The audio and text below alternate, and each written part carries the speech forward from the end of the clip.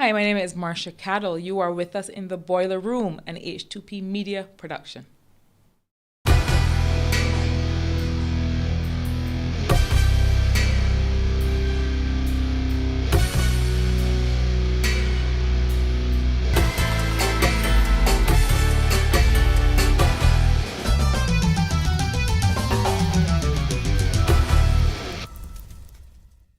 We ready? Rolling.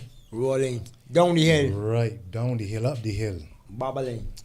So another episode of the Boiler Room, and this one is an important one because who knows, by the time this get on YouTube, maybe elections would have been called. Still being about I know the day thing, but people hang up and No one knows for sure. like a kite pan trade. They call it the silly season. But it's Oh, not really what? silly, it's serious business. I don't know. Oh, that what is never get is the name the silly season when they got such people that brilliant people that be running the country. But no, we Because got people make a mockery of it. It's supposed to be one of the most serious times, and yet you see persons slinging mud and making jokes, inappropriate jokes, and instead of addressing issues, we're talking about non-issues more often than we're talking about serious, very serious issues, especially in a time like this. So you're saying that there are people who make a mockery of a serious thing Correct. and turn the serious season into a silly season. Correct. And if in Barbados, the word politician that we were discussing earlier, Yes. because of this trend, is a bad word. Yep. If you tell somebody who's a politician, they say, well, F you. yeah, You know? it's true. Or the assumption is that they're a crook. Right. Or, and if they aren't a crook yet, they will be by the time they finish the term. So you know, Krystle, because you know come on board, but we have discussed this for a while, and Farai and Neil and I, and we have debated whether or not we should allow these people Yeah, to yeah. have such a bad we don't want reputation them. Yeah. through the door in the boiler room. You know what I mean? Should we do it? Should we taint our show So I help with y'all take such the skills. scurrilous and Wow, scandalous this is quite the persons? intro. This does not necessarily apply to, the beautiful. No, this is not an intro. This is not an intro, I guess, because obviously we decided that, you know what, it is such a serious season that the boiler room cannot afford to not be involved, right? And we don't intend to make a mockery of it. Agreed. So we said, you know what, we need to have some politicians on the show. So tonight we have our first aspiring politician. And I say aspiring purposely because what that means is this person has not yet been tainted. Ain't make through that door yet. But Ain't the- make for them mahogany floors that are going in. She has not swam through the mud It's true. Nah, she ain't do nothing so. of the political swamp like some of the others. This is her first time seeking to represent the people of Barbados in politics. We're not Barbados. We say again, South Central. St. Michael's South Central. St. No, Michael's, she- South Central. If she wins, she will represent Barbados, man. Correct. She'll be a member Because of yeah, Barbados. she make a lot of in fact all Barbados. And that's part of the problem. People is think that persons get elected and they're only supposed to represent the people who vote for them. Yeah. No, but that person is supposed to represent Make key decisions that impact Barbados. She is a member of the Barbadian government, she or he. So I'd like to welcome the person who has put herself up Where she For- step up first. step up. She brave. She small but brave. to be the first political Yeah. guest, the come and guinea sit pig down. really, who Thank knows, you. I'm you happy know, to be here. you know how we can handle one, It's true. you know what it's gonna be like, you know how I think many we politicians gonna screw do me it. over, and they're You looking go to take on, it she out on good. you. Oh, it's the moment. Not coming. No, now you see what they do to Canada. Look like that there. You understand? But in all fairness, and in the spirit of openness, you know, I feel comfortable with this guest tonight because I know her a long time. Yeah, he was telling me. You know what I mean? And I feel comfortable with the character of the person. We have had discussions before, and I tell her I am not so comfortable with the party That was politics, last year. B's and D's, and you know the affiliation. Yeah. I know nothing about the rest. Right. I know about you, Fair right? enough. And even you can't be so sure because you know you can't swear for nobody. I understand. But Marsha, I really welcome you to the boiler room. Thank you. I am very, very happy to be here. Yeah. I have to declare my hand early as well because I would not have known Marsha as long as you have, but I had a friend that told me I have to meet Marsha Caddle, I have to meet Marsha Caddle. This friend I trust completely. And they say, it's a politician though, so I didn't really know about this. And he pushed and pushed. And when I met Marsha, which would have been at the forum that you did your speech at the Central Bank, I said, yes, this is a person who knows what she's talking about. And then I went and looked into her background and I said, oh my God, she actually looks like a good candidate. And I started to get these goosebumps. Wow.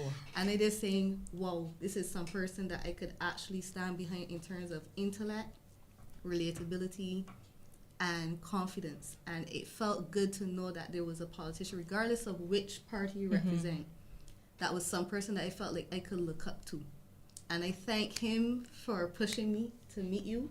He's now very upset that I get to see you more often than he does. But I have to declare my hand early. I do like Marsha Caddle as a person, and I look forward to seeing how you are as a politician.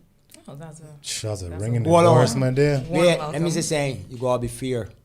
You gotta be fair. I will You talk about the gotta other be ones fair. that I like You when I got get to be there. fair. You got to be fair. But I think that this is what I'm looking forward to about this conversation, because I think that even though I've known Adrian for years, I've known Krystle for a little while, but I don't know you. Yeah, so. don't worry. But Don't I do the do wrong think things when you get power. I do think that this is going to be a fair conversation, because I think y'all are fair Yes. people, and I don't think they're going to give me any special treatment. So don't be too worried about that. No, man, no special No. treatment in the boiler room. Because the hard questions still have to come, because Yeah. we're still with a party that may not have a full slate of candidates that would necessarily be seen as having the country's best interests at heart. So you still have to balance that in terms of how do you deal with that? Do we sweep it under the carpet that not every candidate might be an ideal candidate? How do we deal with the fact that other parties may also have candidates that may be well suited to representing the country? And how do we address the key issues that are going to impact Barbadians going into the next Right. season? Well, I think that the extent to which not every candidate of the Barbados Labour Party might be an ideal candidate is a judgment that each person will make. Certainly the fact that I'm on a Barbados Labour Party ticket means that I think that we have 30 strong, capable candidates, right? I will say that I didn't know what I was coming to originally, except beyond the leadership of the party, Mia Motley, who's somebody that I've always admired. But now that I have been, this is almost 2 years, July would be 2 years that I've been working with the Barbados Labour Party. I first sought the nomination in, I first presented myself in around summer of 2016. My nomination was in October, early October. So I became the candidate on October 2nd. But I can say that working with this team has been refreshing. You don't know what you're coming into. I knew that, I spoke to the leadership of the party, and I felt like, yeah, this is something that I can get behind. I mean, this makes sense. And I would not be, I know we don't want this to be a political platform, but I would not be telling the truth if I didn't think that the reason that I chose a BLP ticket is because when I look at the philosophy and the ideology of the party, it is something I could stand behind. When I look at the current leadership of the party, it's something I could stand behind. Otherwise, I wouldn't be here. Otherwise, I would be running as an independent. Well, we had Peter Wickham on the show. Uh-huh. I know Peter declares his hand Right. as a Mia Motley supporter. Yes. His argument is that you support the party based on the leader, that the leader is everything, right? But you just said, the ideology and the philosophies of the Barbados Labour Party and the feeling of many Barbadians, and I must say myself included, is that I don't really see the difference in ideology and philosophy, So Right. you would have to educate me as to what is the difference between the Barbados Labour Party and the Democratic Labour Party besides personnel. Right. Well, let me say this. I have always felt, and you asked me earlier before we started the formal conversation, whether I grew up in a political household. I didn't really grow up in a political household. I knew who my parents supported, but they made it clear to us, 3 girls that they were raising, that, listen, y'all need to inform yourselves about what is out there and make a choice. I'm not going to tell you who to vote for. Try and learn what is going on, and see who it is you think can represent you. But when people say, and Adrian, it's true that we hear that, there is no difference between the two parties. This is how I feel about it. I feel like whether it is the BLP, the party of Grantley Adams, or the DLP, the party of Errol Barrow, we have had strong leadership on both sides. I feel like we've had strong leadership and sensible policy on both sides until the last decade. And I know we said we weren't going to jump into a political platform, but that's the clear difference that I feel. I feel like I can say to people, I can understand if you have had an affiliation on either side. Mm-hmm. But I feel that the people who happen to have occupied Parliament up until March 6th have actually let down their side, right? So I can stand behind the ideology of the BLP because I've always thought the Barbados Labour Party thought it was important for Barbadians to own land and not be tenants in their own country. And that's something that I feel very strongly about, because I think that when you live in a place where you are the descendants of slaves, where nothing has belonged to you, it is important for policy to drive you to a place of ownership. I don't think anybody in the DLP would disagree with you. That's fine, right? But I'm saying, you've asked me, how can I stand behind the ideology of the Barbados Labour Party? Mm-hmm. And I'm saying how I can stand behind it. I think land ownership, I think education, I think things like making sure that we have certain infrastructure development, certain access to technology, making sure that we move beyond a sugar economy to things like services and tourism and that kind of thing. Barrow is you put it aside. That's fine, but that's the point I'm making. I'm saying that on both sides, mm-hmm. Right, we have had a clear trajectory of development, right? Now. So the difference. So basically, before this current administration, you may have even gotten a ticket on either side. I wouldn't say I would have gotten a ticket on either side. I wouldn't say that, but I don't think that's what the conversation is about. I don't think is that. I think that, listen, the reason that I wanted to offer myself for political service is that I think that this is not any ordinary going down here now. And I'm being straight, right? I think that many of us may have sat back in the past and been like, okay, well, we feel as if because of the country is going in a direction that is okay with us, that we can get behind a lot of the policy decisions, give or take a few, because I can't say that I've always been on board. But I feel like we are at such a precipice now, a place that we have never been at before. And the reason I thought, I really thought, who else is it up to but me or you or y'all? It's our generation that is up to, right? I'm 39 years old, right? Like, the adults aren't in charge anymore. We are in charge. So I thought that it had to be now, because I really started to get afraid in a way that I've never been before about the direction Barbados was going. So when I go on the road and I'm canvassing, and people start to say, well, 40 years ago this happened, and 30 years ago this happened, I say to them, that may be so. But the truth is, I cannot justify what happened before I came. And I don't know that that's where we want to be going. I think that where we want to be going is to be saying, well, what is it that happened in the past that we don't want to take forward at all? Governance issues, and Krystle, you talk about this all the time. Some of the things that we know, listen, if Barbados is to go forward, if we are to shake off a lot of the foolishness that has defined politics, these are the things we have to leave behind. But I think what's perhaps more important is, what are the things we got to take forward? I feel there's an opportunity. As dejected as some of us might feel about where Barbados is, I feel there's an opportunity to say, listen, on both sides, foolishness happened, right? And a new politics means that there's some things that we're leaving behind. You have a hell of a job now convincing people that this Barbados Labour Party is different from Barbados Labour parties of the past. Right. Fair enough. Hell of a job. Yes. This is the first time, and again, I say, you made the point about what Peter was saying earlier. I feel extremely confident to be led by Mia Morley. This is the first time that Mia is taking the Barbados Labour Party into an election, and were we to win, would be Prime Minister. So that's a clear difference for me.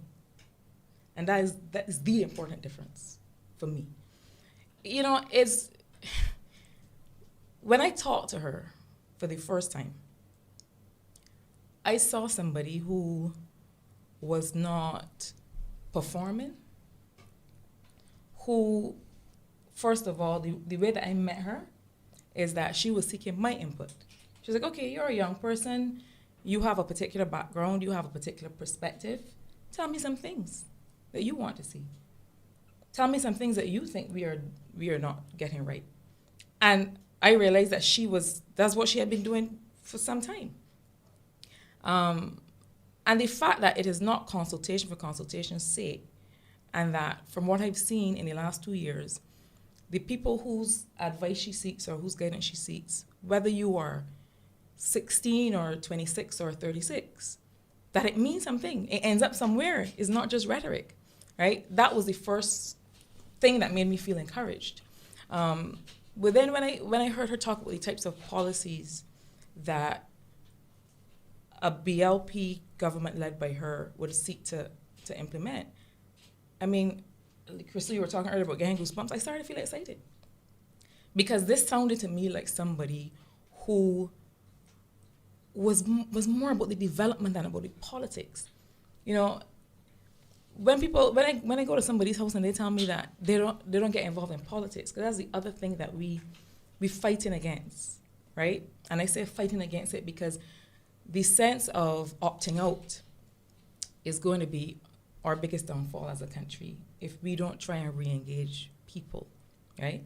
But when I go to people who tell me and they say, well, I ain't about politics, I say, listen, all politics is the process by which you select or elect the people that are going to guide the country in the business of development. Politics is the process, but the development is what we are here for. Development, transformation, helping people go forward, helping people live. The politics is just the process. I have to present myself to you because otherwise how you gonna know what I'm about? You can't really say I don't get involved in politics. If you travel the roads, you involved in politics. Because people, that's you catch the a thing. bus, you involved in politics. Agreed. You pay taxes, you involved in If you want to go to politics. your But hospital. Adrian, there's my thing, right?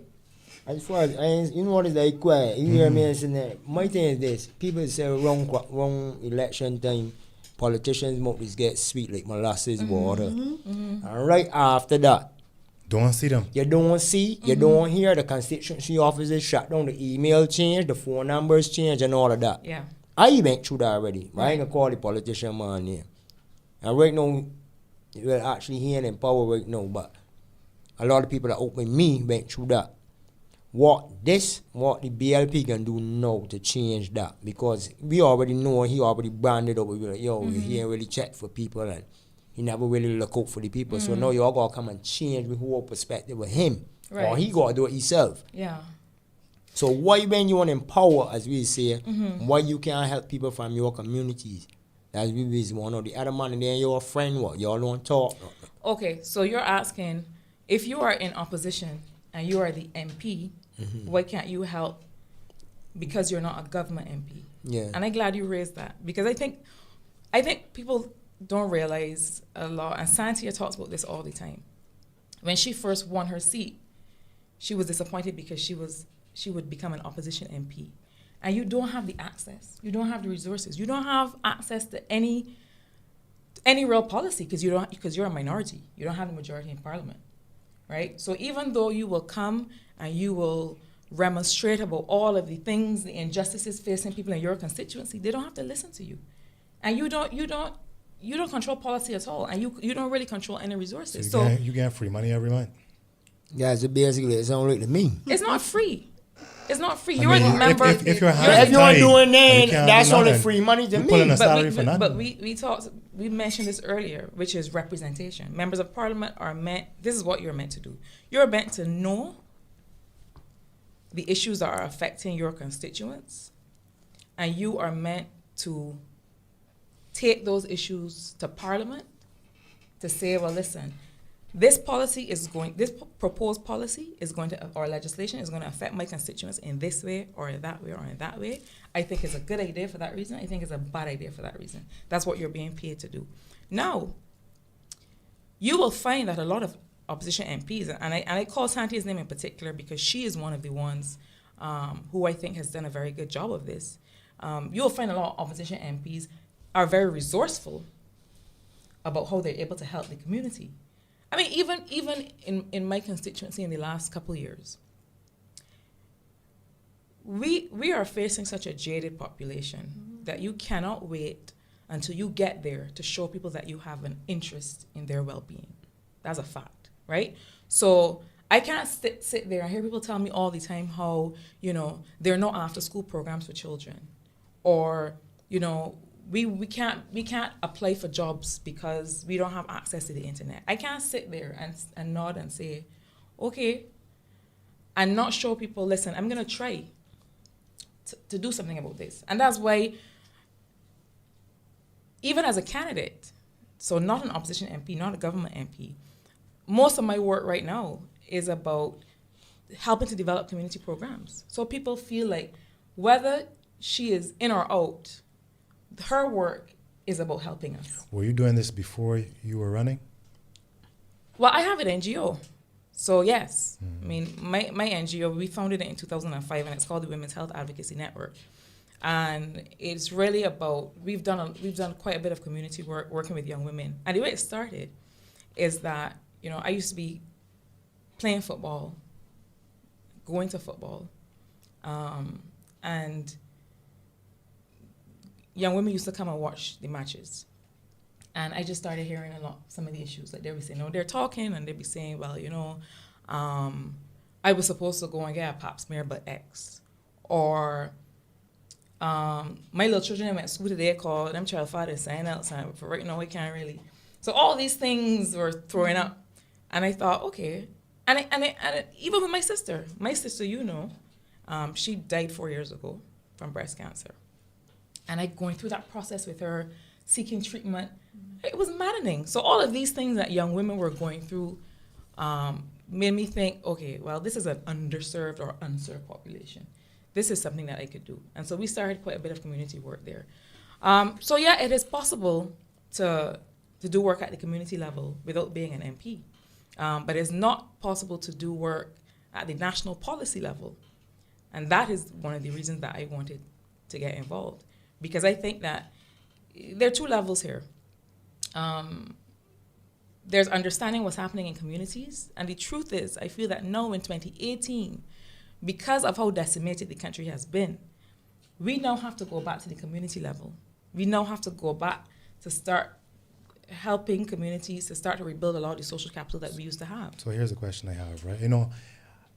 I mean, given the unpopularity of the present government, Yes. it's really easy to say that Barbados is going along just good, and then the DLP happened, and But things like this, an issue like this, we're an MP who is not a member of parliament. Who's not a member of government, right? The way their hands are tied, or the way they are disempowered to give the kind of help that a member of parliament who is in government can do. These are things, issues, problems, loopholes in our governmental system, our system of governance that need to be looked at and need to be changed.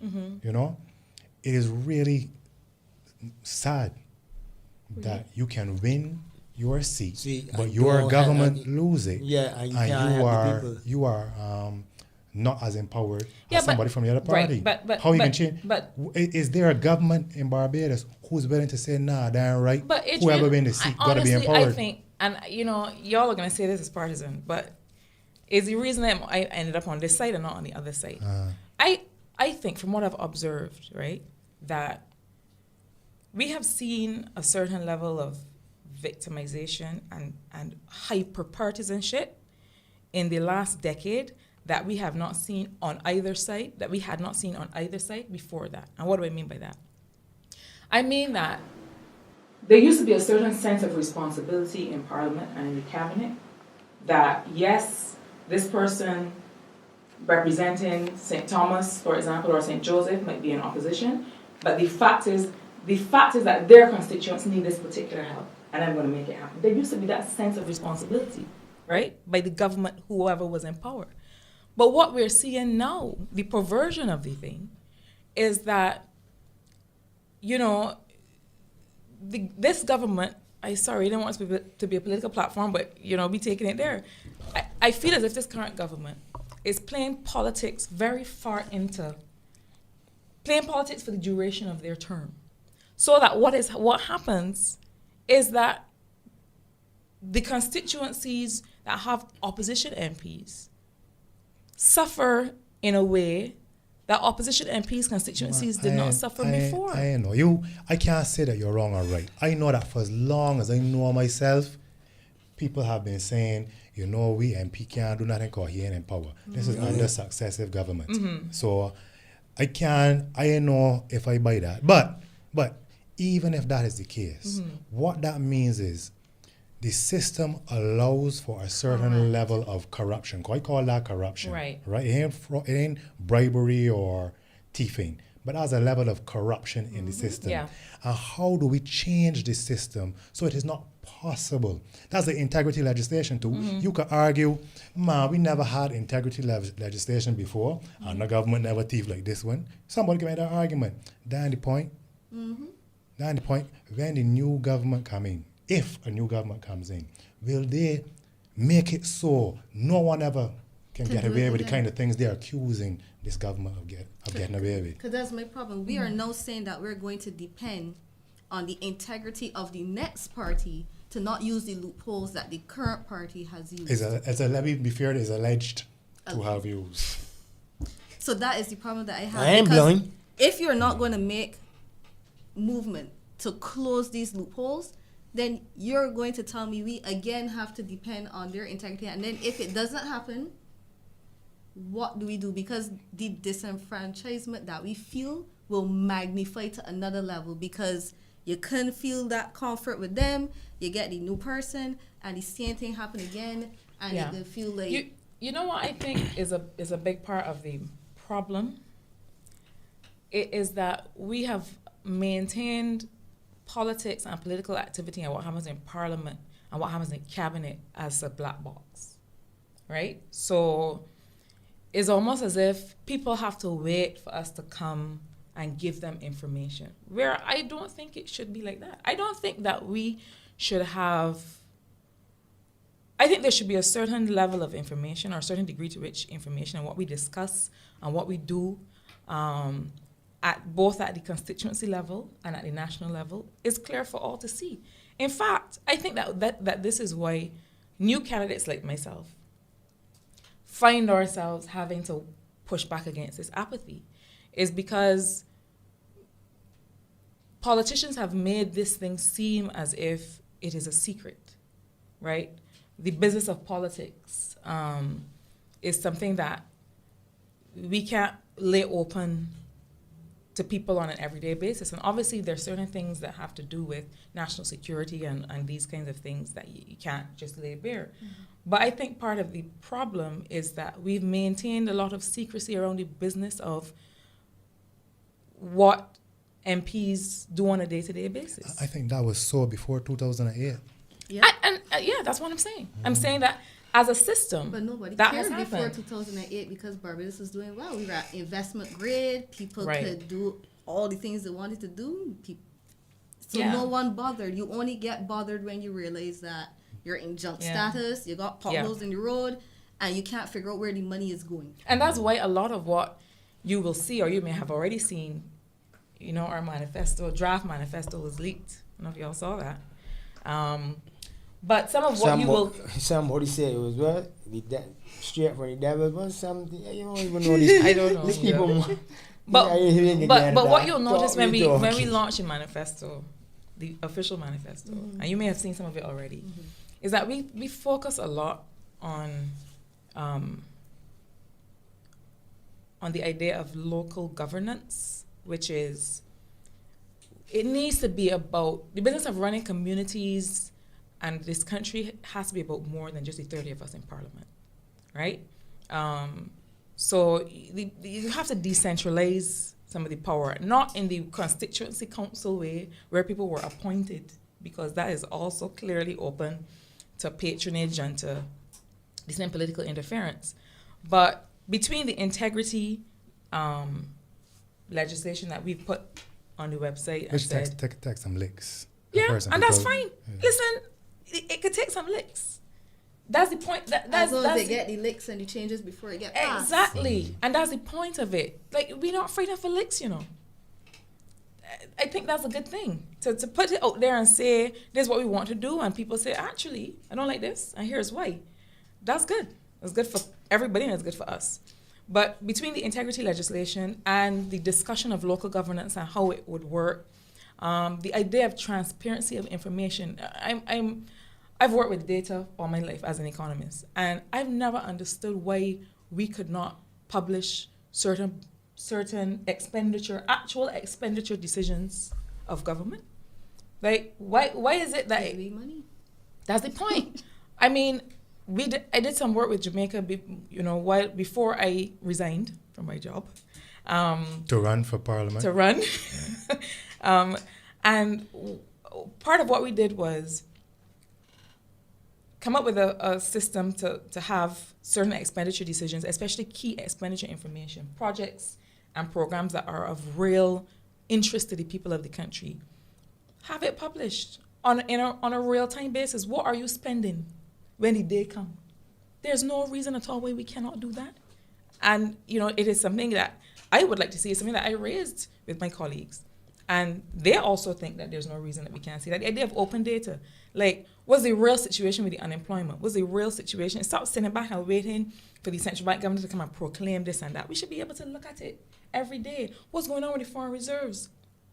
Instead of waiting for somebody to come and say, well, actually, this should be something that we pull up a page and it's ticking across the top of our, and it might be because we have low levels of trust, and I admit we have low levels of trust, that at first we might have to have somebody else say, well, this is correct, because they're not lying to you, this is correct. But I don't think that I'm an idealist, but I do think that it comes to the point where we return to the place where we feel that we can trust the people that we have elected, because otherwise, what is the point? So I think there are all kinds of ways. That's what you're meeting on the streets. People saying there is no point. I think that a lot of what I'm meeting on the streets, to be honest, I'm meeting some apathy, but I'm also meeting some hope and some energy, for people to say, for people to feel like they can get involved. Again, I feel like people have really felt left behind. Right? And I'm not going to tie that to a date that it started, but I do think that people have felt left behind. I think that one of the things we've done as a political class that we've done a bad job of is communicating with people and letting them know what is it that we're trying to do here. Horrible job of communicating with people. Yeah. There's the thing where it's here, right? Because me, as work in a barber shop, so you see a lot about politics from all different walks of life. As be on the street, I in an office thing, people say this, and this without a shadow of a doubt. People say, look, you elect the D's, it's one thing. You elect the B's, it's the same thing, but it might be saying different. What's the difference between the two parties, other than people? What's the difference? Yeah. Like, you know what I mean? What we can look forward. People out there actually want something to look forward to, want a government to look forward to. Yeah. If you was a leader, nobody don't want to look back and see you at the back of the park. Right. And right now, this government that in power, they're at the back. Nobody don't even look at them no more. Right. I think that we, like you say, have forgotten what leadership looks like. And I think that we... you know, we have a prime minister who, until about 2 weeks ago, has not been communicating with people. Quietest prime minister in history. And I also think, you know, I made this point the other day. This is the first time I have seen, and I've worked across the region, this is the first time I've seen a leader of the opposition be so heavily depended on for national leadership. I don't know if you all agree with me or not, but I feel as if there has been a vacuum of leadership, and I feel that Mia has had to fill it. You know, so I think... I don't know that I've seen that. I feel, from my reading of the situation, I feel as though she has even taken a step back. How so? There are a lot of things that I would have expected to hear the opposition more vocal on that I haven't heard. Like what? Like what? I can't think So of much that. things going on in So Barbados. much- Okay, no, so no, let me give you an example of So what much I going mean. on. Let me give you an example of what I mean. The sewage crisis, right? And you know, sometimes because I am a candidate, I know that you will hear everything I say through that lens. But I'm a Bajan, right? Up until 2 years ago, and I'm still a regular person. So I was actually horrified by the idea that we would be going through something like this, and we would not have a statement. We would not have a prime minister who would hold the country's hand and say, listen, this is how we're going to take you through it, right? And Mia had to be the one to come forward and say, all right, I know y'all thought this situation was under control. It is not. This is the way that I would handle it, right? And she has done that on a number of occasions, on a number of issues. I don't know if that's assuming national leadership. I think that is doing your job as I a leader don't of the think opposition. I don't think it's assuming national leadership. That's not what I'm saying, because she can't assume it and she's not so presumptuous to do that. I think what I perceive from people is that they're looking to her. They are looking to her. They're expecting her To respond To- on national But that's To the only respond on obvious national thing issues. when you got a prime minister that don't say nothing. But that's the point. It To shouldn't be be that fair, way. if you can measure her against Frondel, then It's not even a race. You know? I don't know. Maybe y'all could tell me what you think about this, but I figure that's what the opposition is supposed to do. The opposition is supposed to respond to the statements and policies of the government. But in the absence of statements and policies, You still got talk. You still got you talk. still talk, gotta say but then it something. then it becomes something else. And all I'm saying to you, and this is what I'm perceiving from people, Yeah. is that when something happens, people are looking to her and saying, well, let's see what she's going to tell us about this. Okay. Right? And to me, you know, Farah, you asked about what's the difference. And I really think leadership is one of the big differences. The other big difference, I think, right, is between the Barbados Labour Party and Democratic Labour Party. I know what the difference is. Trust me. I know what the difference Right. is you gotta explain it for the people that out there that can watch it and say, oh, but this is what the difference is. I Right. already know. I think another big difference is getting things done, right? Now, I don't know how closely y'all been paying attention to some of the less sensational issues. So, for example, when the West Indies women's cricket team, right? The West Indies was supposed to be hosting the Women's World Cup. It was supposed to be in Barbados. And there was no reply to the correspondence about And this they thing lost. happening. They lost. And the, they lost it, yeah. right? Yes. So, I mean, just the simple failure to do when you are a government can really cost you, right? So, and what I've seen over the last 10 years is a real failure to act. You can't just not act. That is not an option, right? So for me, what I see as a difference between the two parties is that the Barbados Labour Party is not afraid to do things, to say, well, this is how we are going to implement this thing, and we're going to do it. And again, you know, I don't want this to be a manifesto launch. It's true. But the thing about it is, the thing what we're looking at it now, that's why we so quiet and listening to you, you know what I mean? Because I don't see it as a manifesto. I say that you explaining yourself to Okay. the people As that long you're as- about to represent. As long as y'all comfortable And with the that, ones that because- they want fix in Barbados in the National Stadium, it look Right. look terrible. Like something really gonna happen up Yeah. there. You know, one of the things that if you look at our manifesto, I can speak to it because it's out there. One of the things, and you saw it in the Covenant of Hope as well, that we published a little while ago, is this idea of having a national consciousness, a new national consciousness. You talk about the stadium. I feel as if, and these are not soft issues, these go to the heart of what it is to be a Barbadian and to feel good about being a Barbadian. We need to be able to take pride in the things that we Is present to the Barbadian. world as Yeah. Barbadian. Yeah. Right? How you have a national landmarks or places where we host national events that nobody's paying attention to, that just languish. These are things that make people feel good or not good about being Bajan. These are things that make people opt in to the development journey or opt out. Right now, I have a lot of young people in St. Michael's South Central who are opting out. And that's my job to fix as far as I'm concerned. There are two things that before the end of this interview, even if that's the only two things I get out that I would like to have answered. I saw some of the promises that were made and they seem really great, but the money ain't gonna come out to the sky for the Right. benefit of those who are not aware. Mm-hmm. How are we financing all these things? The promises of restoring UE education, of getting this fits, that fits the other.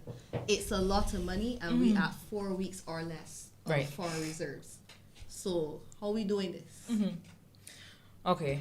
Well, I will say this. You will notice from the draft manifesto that we have not yet included and we will not yet discuss the economic policies. And there's a reason. People keep saying, what is the BLP going to do? And why are we not hearing? But the truth is that the onus is on. Manifestos are launched when an election is called. Why? Because now is the time that you have to make a decision about the government that you think can lead you. Unfortunately, we are in a political system where if you come out too early with your policies, it becomes a distraction. And then everything that the government has to say or do is about detracting from what or causing confusion about what you say. I will say this about our policies. There are a lot of savings to be made from removing corrupt practices, right? That's number one. And that's something that, there's a lot of, economists are polite about it and call it leakage. There's a lot of leakage in government finances right now. No, right now, before 2008, though. Well, it's To be fair, I am answering Krystle's question. the Okay. last Auditor General's report before BLP got out of power, there was actually a sentence, and I could almost feel the Auditor General flying on a high, where the Owen Arthur administration was pushing for there to be more investigation into what is going on, having periodic meetings and updates about the status of the Auditor General's report and all that kind of thing. So that was the direction. So you're saying But that that before was under 2008, Owen Arthur. before 2008, there was a push to plug some of them leaking holes. Yes. Okay. But we gotta remember, a party is as good as its leader. So even if that is what he wanted to have done, I cannot swear to say whether the new leadership is going to push to have that done. Adrian, That I remains think to be seen. I think we also have to be fair here, right? And as I said to you before we came on air, I do not intend to spend what energy I have trying to go back and say or trying to give the impression that the last BLP administration was perfect. I would not say the last BLP administration was perfect. I don't think any administration is perfect. I do think that when I look at the documents that we publish as a party, promises and performance, that say this is what we promised the people of Barbados and this is how we performed. It is not always an A, It's not always an A+, but the fact of it is the accountability of it. Right? So that we can say we know that we didn't score 100. We scored 85. We scored 87. And I think that's the difference. I think that's the point. The point has to be able to say, well, listen, whatever we are, this is us, right? And you judge us. This administration can't do that. They're not even trying to do that. Do you think, because there's a lot of work that persons have been doing, myself included, to show that the IMF is not the devil, and hoping that the public would realize that the IMF is not the devil that has been painted. And I fear that the impression that is maintained is that it is the devil, so that the public, when they hear some person say that they can go to the IMF, right, they run away from that party. Yeah, that has always been a political strategy. That has been a political strategy too. That being said, I'm not saying whether you would or would not, but is it at least a consideration as a cheap source of financing to help plug some of the holes? Even if you have other alternatives, is that one of the alternatives that you're considering? Nothing is off the table. Okay. None of the secrets. Everything got things in the back. No, but here's what I want to say about your point, Krystle. And it's a good question about, well, where is the money coming from? This administration, in 2017, 95% of our revenue came from taxes. Highest ever. I know. Right? There are more options than taxing people. You would know that there are diminishing returns to taxation. Correct. Right? Beyond a certain point, all you're doing is flogging people and not making any more money. Because Shane Lowe, the president of the Barbados Economic Society, he did a video with us where he showed that whenever the government would raise taxes, obviously the immediate impact, you get enough money. Right. And then in about a year or so, drops right Of back course. down. They Every single got a time. name for something like that. They had it's some sort of taxation name that they had that they show you once taxes pass. I think Once it's 33%. you get to this point and it's you get 33%. Yeah, once it go past there, Exactly. it don't make So no the money. point is that Excuse me, I got an idea. You see all that money that she talked about that these people owe? Everyone can start collecting some of that. That'd be a lot of money that y'all gonna collect.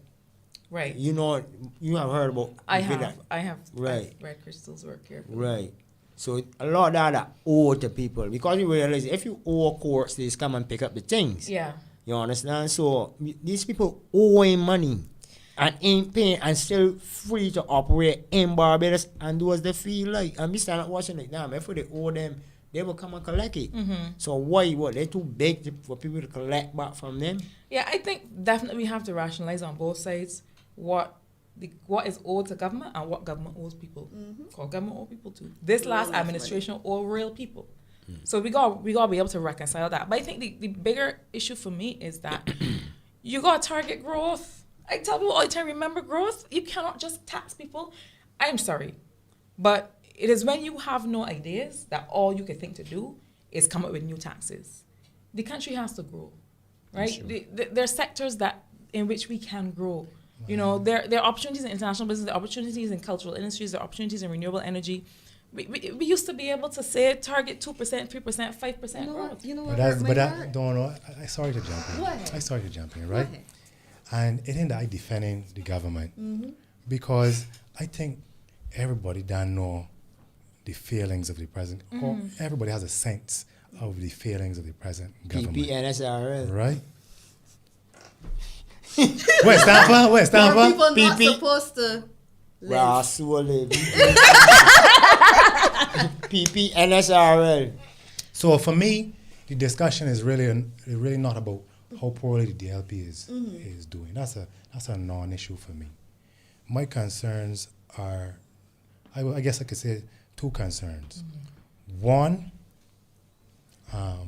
what does the next government, whether it's another DLP administration or a BLP or a UPP or UPP. Solutions or whoever, what do they plan to do?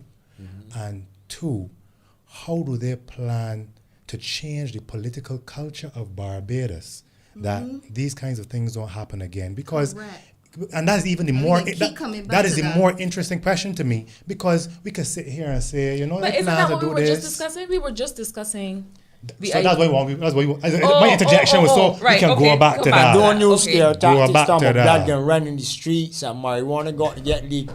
Oh Lord, but he get put out, man. Are you in fear? Be good. I fear. That's the example I'm using. Yeah. You don't try to use scare tactics because me as a street person know that never gonna happen. Right. Yeah. That ain't gonna happen. Yeah.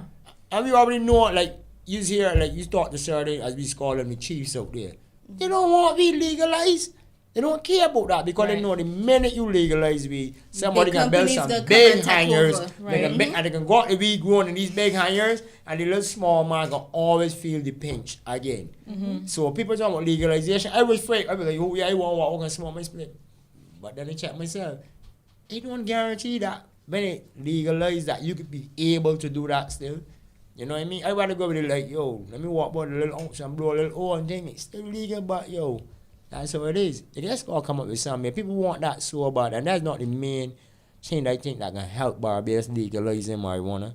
What I think can help Barbados is if you could fix these rules, except when the Queen and she people come down here, that is one. Fixing all that pop up so force. Let's talk about that. Yeah, because that Barbados got 1 foot to stand up on and name tourism. And he would not sorry eating it out. And that right there is a whole bunch of what not thing because they have friends that come here because being that he got my Facebook and stuff. I remember my Canadian friend just coming here. The first thing she asked me was like, yo, what's wrong with the South Coast? I'm like, what?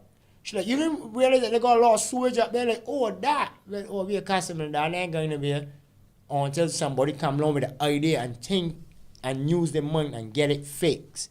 Because up there floating and they were in, I think it was in the newspaper, they said that the problem was fixed. And right after that, so much, I mean, no, it ain't. They still got to do what they're floating about. So, and then they got washed them and all So that. the issue with that, the issue that Marsha brought up about that is that this is not a problem that started with the DLP. But what we can't blame the DLP for is the lack of communication and the lack of giving Barbadians a sense of security that we are on the job. And we are it goes beyond that because I keep hearing this rhetoric about how it wasn't built by the DLP. That's not the issue. The issue is maintenance, and that's why I talk about failure to act. Right? You cannot just sit down and warm a bench in Parliament and think that is the extent of your job. You have to maintain. Look around. The reason that things are falling apart is that they're not being maintained, right? So the point is that the sewage plant had to be maintained. The reason that everything went to shit is because it was a management issue. It's a management issue. So it's not just a communication issue. It is that we had there was a report that was published from Patricia Innes over 2 years ago to say if something is not done now, this thing is going to blow up, and nothing was done. So that was like, Adrian, I give you a brand new house, and it wasn't a brand new house. But let me say, I give you a brand new. It wasn't a brand new house. I give you a house, period, and you decide you ain't gonna check for termites, you ain't doing the treatments, you ain't painting the walls when they start to chip and all that kind of thing, and then you want to blame the person who give you the house. But like I said, right? Like I said, the failings of the present government are well. Yeah, but Adrian, I mean, let's be fair though. We cannot have this conversation without making reference to them. So it seems but them is running the government. That you want us to go around that without but having we still need to address. We got Marsha here now. Correct. Right. We can get Marsha here again. DLP will go speak to what DLP did or did not do. Right. We know God talk about what DLP did or did not do and how we gonna make sure it don't happen. That's what I want to talk about. Okay. Because also if you can talk about the sewage problem, remember the one I think that's in Fontebelle. There's 19 capacitors. Out of them 19, 17 failed. They wait till they get the 17, then they realize it was a problem. So at 5 in the morning, they say, "Ooh, this could be a problem." 10, 15. Again, but on the sewage issue, you don't have to wait until we come to government to know that, because Mia gave a press conference outlining in detail exactly what our administration will do, as you know, if we were to be chosen by people to lead the country. So you don't have to guess about that. So what? In other words, me I want me going on there and diving off and saying, "Yeah, the water safe to swimming." Exactly. But Adrian, I think that man has low hanging fruit. No. But that's in the interest of balance, this and this is something that we have to address too, right? Because I think that we have now set our expectations so low that we know at the point where we gain the government a blight. We say well, we done know that they failed, so left them now. Kadir, no. That's what you hear me saying? Yeah. I know for You sure hear me saying let them no, Kadir? he. Ma,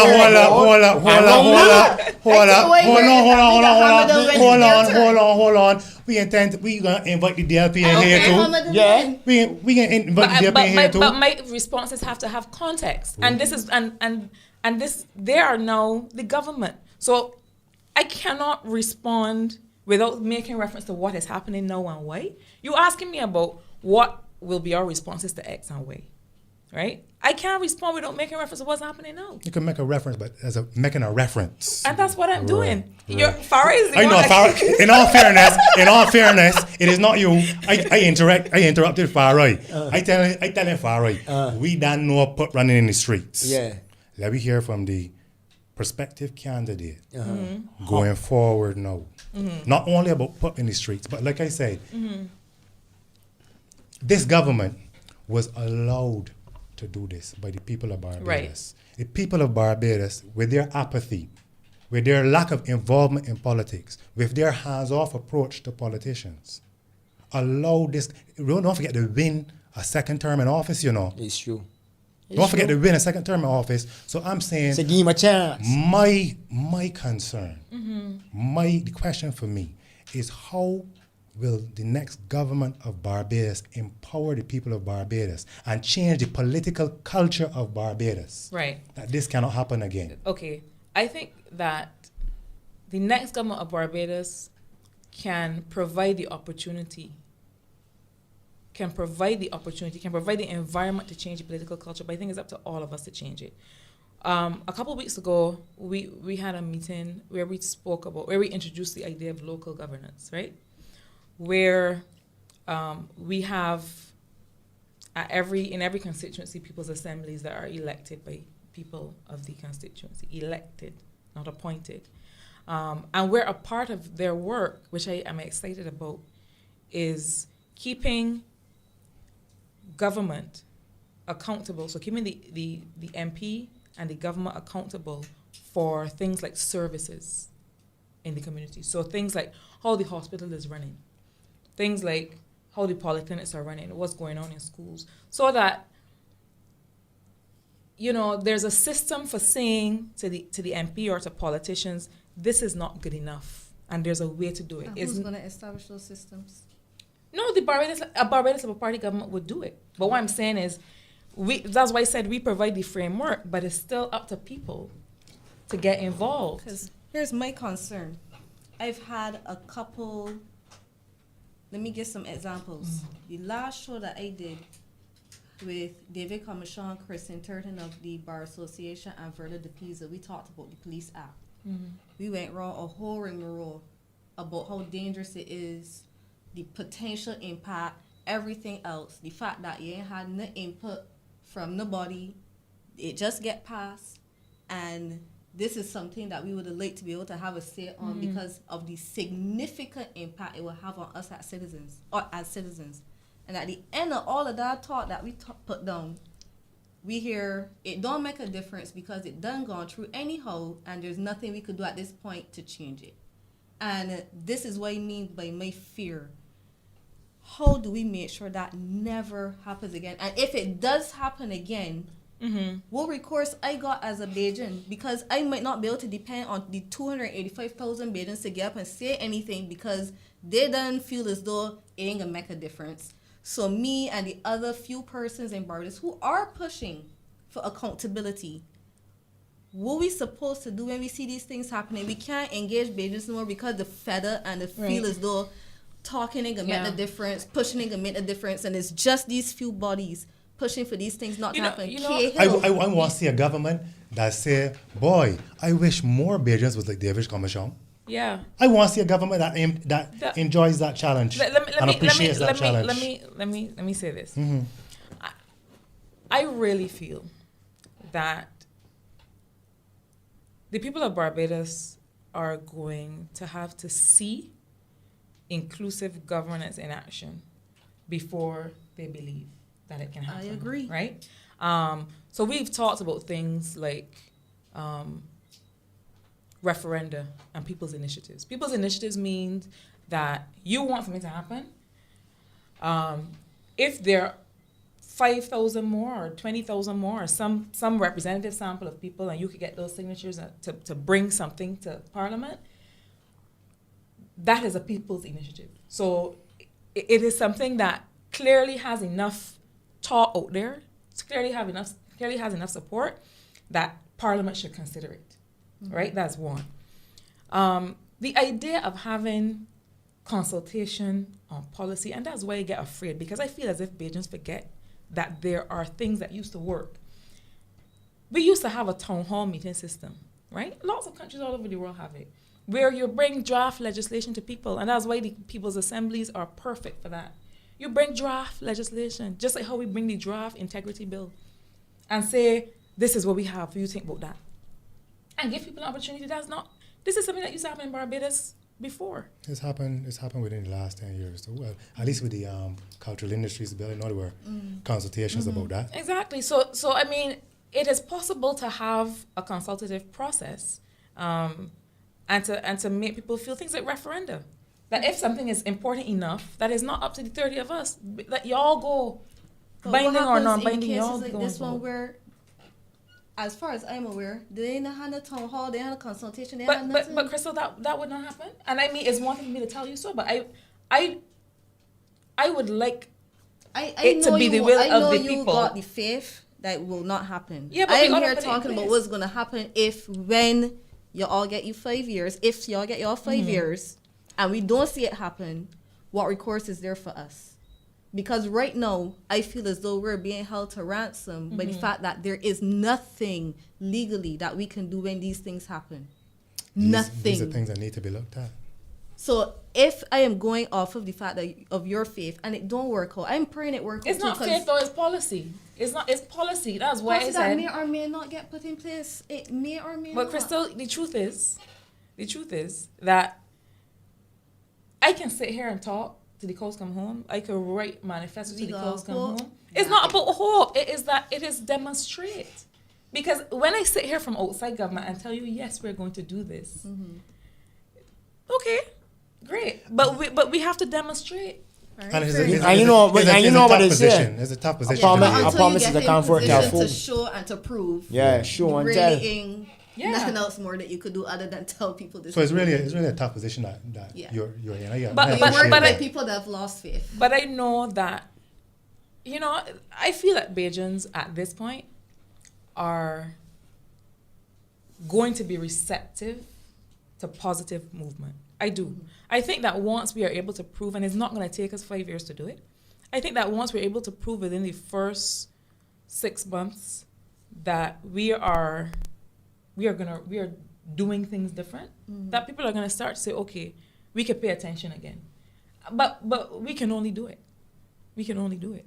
I think that what we've laid out so far, I am satisfied. And I think that a lot of what we are proposing is actually new and interesting, right? I hope it's new and interesting because we all, myself included, had a hand in it, and that's why I am excited about the way this process has been consultative. I don't know if you know anything about how manifestos used to be done. I don't know if I can get trouble for saying this. But they were not the most consultative things. They were not. And what has been encouraging to me is that I sat with 29 other people and other people, I mean experts across fields in Barbados, that we went to and said, listen, if you could do anything with education, if you could do anything with cultural industry, if you could do anything with transport, what would you do? And we listened, right? So, and we got some really exciting conversation and ideas. Listen, Barbados is not short on ideas, Barbados is short on the leadership and the implementation. We have some really engaged and smart people, including on blocks. A lot of great ideas come from fellas just like me and saying, man, if I had this to do, it is what I would do. But first you gotta listen. Well, first you gotta go. And then you gotta listen. You understand? And I feel excited that we've been able to do that. And Adrian, not to tell her our business, but you know me. And you know that if this was business as usual, I would not be here. Because I'm not about business as usual. I ain't gonna lie. I respect you, Marsha. I really do. I ain't gonna lie. Maybe my cynicism, I don't know which is greater, my respect for you or my cynicism of politics, but I do respect you. Yeah, it's got that conflict too. Before we go, now that I have two economists here, this is something that I am concerned about. And that is the discussion about the state of Barbados is heavily dominated by economists and economic discussion. Mm-hmm. And it seems to me, as a non-economist, that all of the economists are calling from the same playbook. And it is a certain brand of economics. Mm-hmm. And it does not seem to adequately consider the human factor in society a lot of the times. Right. This is my impression. And you heard talk about the IMF. Now, I know I heard Don Marshall on the radio a few weeks back talking about other options and other strategies and other ways of viewing the situation that are not even on the table. I am concerned that our economists may be a little narrow-minded, or they're economically blinkered, and not sufficiently considering the human factor in the economy. Right. Well, I'm a development economist, right? And the point of development economics is exactly what you say, to make sure that we don't get too caught up in numbers and equations, and we understand that the business of economics is about provisioning to people, right? I believe, and I've made this point, including to my colleagues, that we can't, I've seen this in a lot of adjustment programs, we can't do the damage and then look to mitigate the damage to people, right? And I believe that any adjustment that we do, we have said as a party that you cannot have labor, for example, ordinary working class people on the front line of the adjustment. We've said that, right? So in whatever economic adjustment has to be done, all of the sectors have to share the burden. That's not something that you usually see, to be honest, because one of the first things that you hear when adjustment has to be made is that you have to cut public sector jobs, right? Now, we know that in Barbados has a public sector that's a large employer of people, so obviously that's going to put people in trouble. I think that we, in looking at the fact that we know hard decisions have to be made, and we know that there's going to be some discomfort. I think that we have to make sure that there's no one group of people that feel that discomfort more than the others. You know, we've traditionally, across the region, we've always protected certain sectors. But we've said that, you know, all of us are going to have to share this burden. So I feel confident that this is not, what we have to do when we come to government is not something that is going to further oppress working class people. I feel confident about that. We all are going to have to, are going to have to see a bit of discomfort. I don't think it is. I think it will be less discomfort than we have seen in the last 10 years, to be honest. Because the truth is that if you have to change policy in order to make an economic recovery happen, it has to be quick. You have to do it sufficiently broadly and with enough depth that it will be quick. And that's what has not happened in this administration, because we've just gone from recovery plan to recovery plan to recovery plan, hoping and praying that it works, and it hasn't worked. And we've had essentially 10 years of adjustment with people just being worse off. I think that our plan for adjustment is across groups of people, so it's not being burdened. We're not looking to burden labor and burden the working class with it. And it is also we're also looking to make it quick enough that we can start to be on an upward path again. I agree with you. But I also think that the real heavy lifting of getting Barbados on the path of transformation is not so much the economy. I know that this economy will recover. Right? I'm not saying that I could do it single-handedly, but I know. That's a different tune and everybody's singing though, you know? Yeah. No. That's it. I mean, everybody's saying the economy is the issue, boy. No, That's the ain't nothing we could do. No. In fact, I know the economy will recover. I know that we have come up with a set of solutions that are going to mean the economy is going to recover. Because the truth is, and that is what I keep saying, Bajans have been sold the notion that this had to happen, that we could have done better. But we could have done better. We could have managed this crisis a lot better. The crisis was over years ago, right? So I'm not so much worried about the economy as I am about the extent to which we'll be able to make people be the center of the recovery. People have to drive the recovery, you know, and people have to benefit from it. And we have to make sure that that happens. And that means that we're not just looking at the economy, we're looking at education.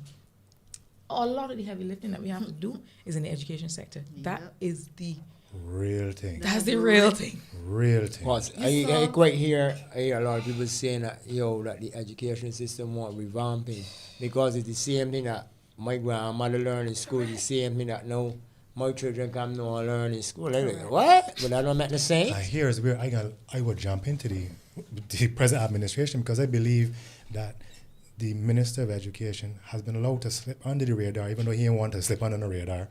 But his ministry has been allowed to just course because the conversation has been all about the economy. Yeah, it's true. And a lot of other things failing. You saw, I think it's Finland, that they're phasing out teaching subjects altogether. Really? I think it's by 2020 that they'll be done with that altogether and you will be learning about different subject matters.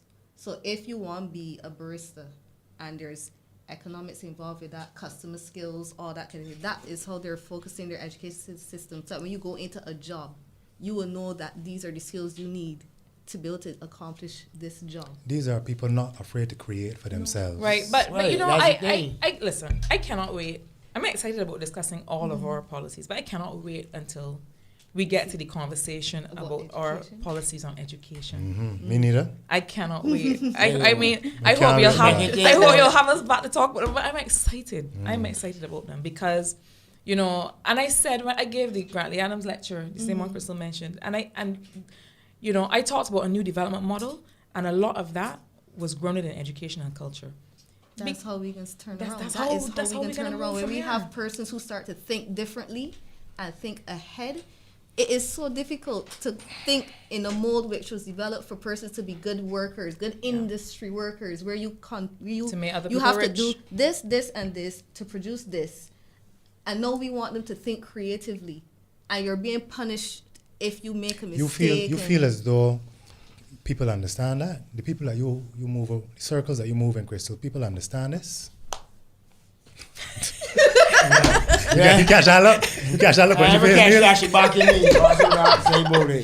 I don't feel so neither. People Marsha, like to talk about it. Yeah. In theory, they like to talk about it, but they don't like to do it because they get scared. They get scared of this creative thinking that you can't control and you can't measure. So what happens? How do you know if the person failed or not? And what do you do if the person fails? How do you measure if you ask some person to, and they give you an answer that's not in the textbook? Because there are times where you've seen jokes going around where a student would have given an answer that's not in the textbook, but you look at the answer and it's so creative, and they get an X. So what is that saying about you wanting to encourage creative thinking, but when it happens, you give it a score of 0? Yeah. And then they grow up into an adult that is trained to only regurgitate the answer that was in the textbook. And they can't give creative solutions to new and difficult problems. Bring me back to talk about education, not politics. Just me. Education. Just education. We can work on that. Farah, you got anything to take me away? I listening and I learning.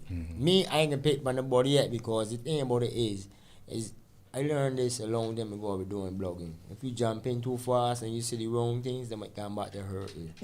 So what you do is You listen, you learn. And then you revive them things when the things don't come to pass. And you say, look, hey, I remember you say this. And I remember you say that. But you didn't do this. No, you didn't do that. Why? All that's more noise. Them is the things I want me. I don't want me asking you, Miss Caddle. I don't want me asking you why. You say this, you say that. Why it happened? Because I just look at it like this. Every day, when we done do the show and all that, I just gotta be still there on the poor people that vote for politicians. And about time that politicians realize that them is more than a vote. Of course. They're way more than a vote. Promises is comforts to fool. These pimplers in bed, they can't sleep good.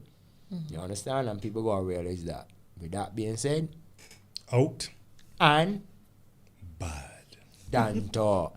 Thanks, Miss Caddle, for coming through and making this a great show. See, it was easy, right? It wasn't easy, but it was fun. Okay. See, I tell you, it was the boiler room. But if this is what we do to the candidates we like. Oh God, no! Don't. Oh, edit out down here. No, man. I think this was a fair It was Yeah, fair. fair. You have to Cordial ask the hard conversation. questions. You know what I mean? Have to. And thanks to co-host Yeah, man. Krystle for coming through again. People, we can see you next week.